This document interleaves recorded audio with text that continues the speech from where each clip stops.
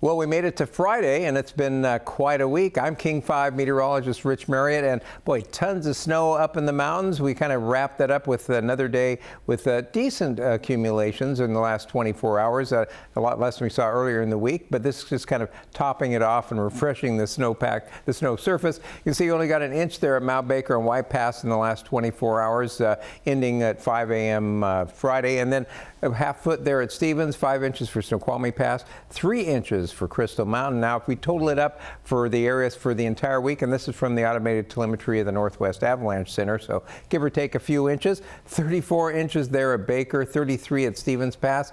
We had close to 2 feet there with 21 inches at Snoqualmie, 22 at Crystal, 23 inches there at White Pass. So definitely a big plus for the snowpack, and it all fell at fairly low snow levels, so fairly low density snow for the Pacific Northwest, and it's going to be staying cool up there today into tomorrow, so that is going to help keep that snow in good condition, and actually probably still a little bit of untracked powder up there if you search for it, I suspect, at this point. Take a look at the Doppler radar this morning. Not really showing much going on up and down Puget Sound.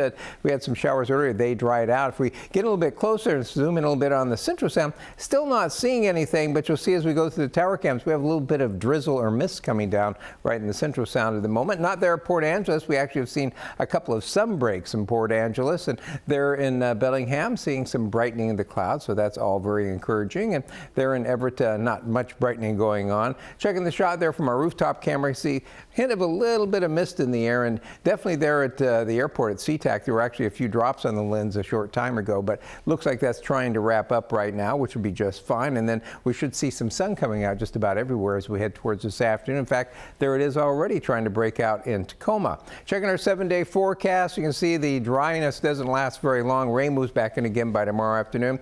We have a weak atmospheric river that moves in for Sunday and Monday.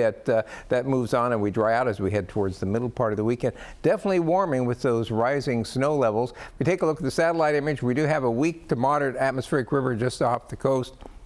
You can see it has that connection down into the subtropics, but nothing like what we saw back in December. This is going to be moving in and kind of sitting over us for Sunday and Monday, and then that's going to be moving on. But just to refresh your memory, taking a look back right at the start of that flooding situation on December the 8th, this huge atmospheric river, which you can see just solidly stretched all the way from the Pacific Northwest, almost all the way back to the Philippines. So huge river kind of aimed at us. The one that's going to be moving through the next couple of days shouldn't really cause any significant flooding. We might see flood stage for the Skokomish River, but it looks like the other rivers will stay within their banks, so we're not worried about any significant flooding. We check the computer model. We see the atmospheric river kind of drops down onto us as we head towards Saturday, and it kind of sits with us. You can see it kind of ripples through as little disturbances move up the river and into us all the way through Monday, and then as we head towards later Monday into Tuesday, that lifts north of us, and that's where we'll see it turn to showers and finally dry out as we head into midweek. This big ridge of high pressure building along the west coast.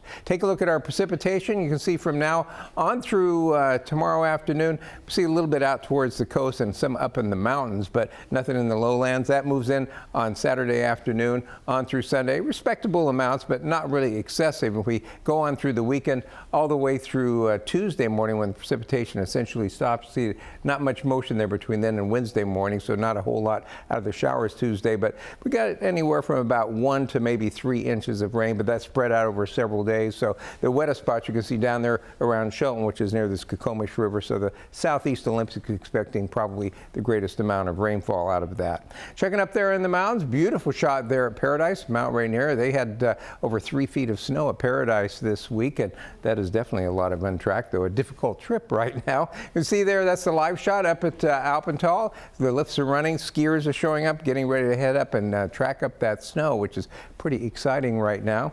We take a look at those snow levels, though, they're a little discouraging as we go into the weekend. You can see they actually rise up to about 4,500, 5,000 feet over the weekend. Actually, the free air snow levels will be considerably higher than that. But what's going to be going on is, if we take a look at our temperatures across the state for today, here on the west side, we're going to be into the upper 40s and near 50 degrees, but east of the Cascades, only in the 30s. As we head towards later tomorrow into Sunday, we're going to develop east winds blowing across through the passes and over the Cascade Crest. It's going to bring that cold air out of eastern Washington and refrigerate the lower atmosphere, so those snowflakes will be falling through the freezing layer, through the freezing level, which could be up around 7,000 feet. They'll only fall a short distance before they fall into that cooler air, which will keep the snowflakes from melting before they get to the ground. So they'll probably arrive not as really light snow, but as maybe snow pellets, etc.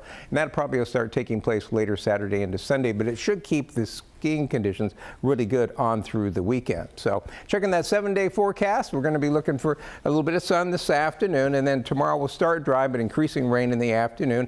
Rain at times Sunday and Monday, mild low to mid 60s. Tuesday the showers will end, and then looking for morning fog and afternoon sun for Wednesday and Thursday, and that pattern probably will last all the way through the following weekend.